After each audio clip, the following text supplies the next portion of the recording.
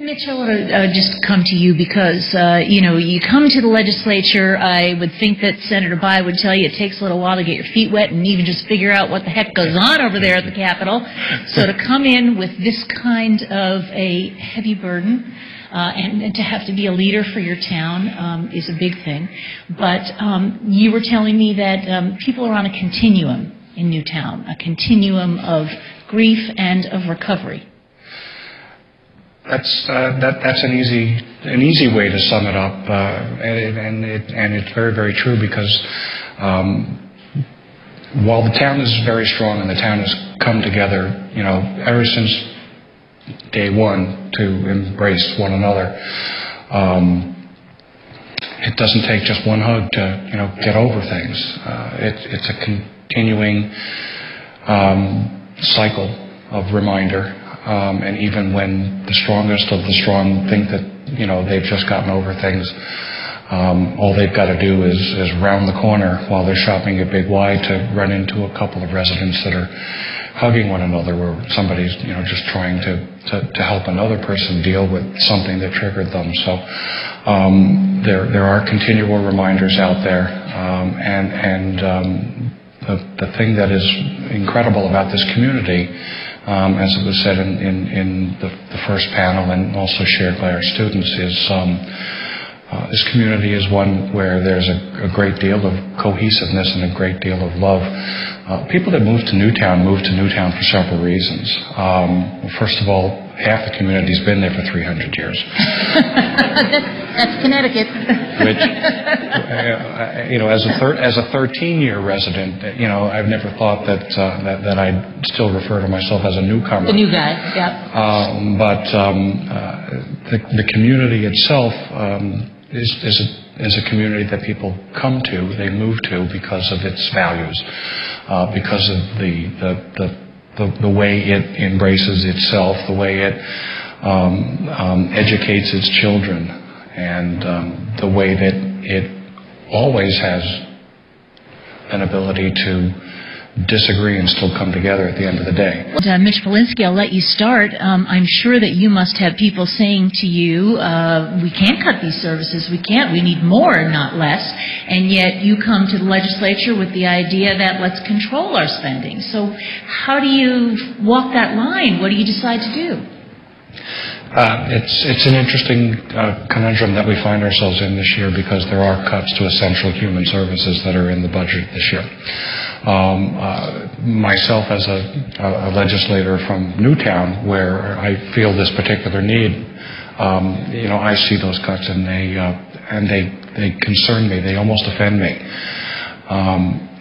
because there are needs for mental health services as a component to preventing this from happening ever again. And it's very, very clear that if there were some additional social services available within Newtown schools, within Connecticut's social service, safety net, that perhaps we might have even, found this troubled youth before, he became the perpetuator of this horrible, horrible tragedy. So I don't see as negotiable the need for mental health services. Where those services are deployed, completely a legislative conversation, because I think that there's an awful lot of incredible work that's done by not-for-profits, and they're the ones that seem to have had the rug most severely pulled from underneath them in this budget.